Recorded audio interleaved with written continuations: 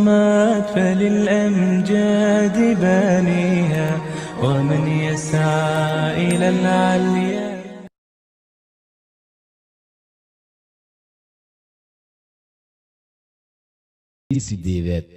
عن أبي هريرة رضي الله عنه أن رسول الله صلى الله عليه وسلم قال وحر النبي ليس الشديد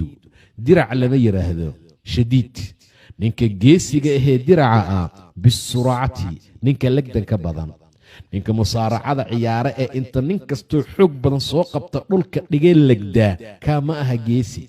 كاماها شديد شجاع إنما الشديد شديدكو درع نينك جيسيغا معناها الذي يملك ومتك هنطا نفسه نفس ديسا عليا عند الغضب حناق أكتيسا متفق عليه جيسي بان دهنا نينك دغاليهنكا geesi baan dhahnaa ninka mar kastoo masaaracada yimaadee soo kora dhulka dhiga ee legdaa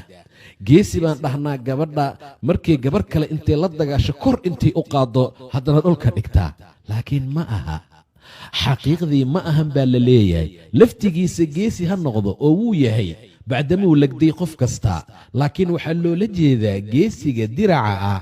ee haddana mtaqaanaa shareecadu ay ammaantay kaa ma aha waa kee laakiin waa ninka naftiisa ama qofka naftiisa celin kara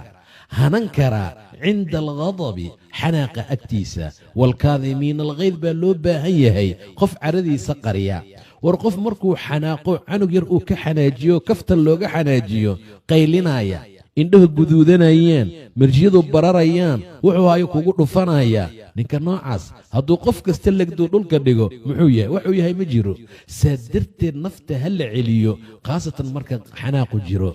laa taqdab nin buu ku yidhi nebiga intuu u yimi rasuulka allow ii dardaaran ha caroonin wuu soo noqday ii dardaaran ha caroonin waa loogu celceliyey faradada miraaran qaala laa taqdab ha xanaaqin marka caradaa waxaa loo baahan yahay in qofka uu hanto waidaa maa qadibuu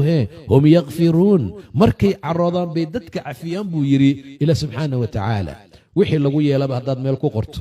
wixii lagu caayba haddaad diiwaan geliso ood la soo baxdo qofka markuu kuu yimaado qiimo aad leedahay markaa ma jiro idan shadiidkii geesiga ninka noocaas ah ayaa markaa la yidhaahdaa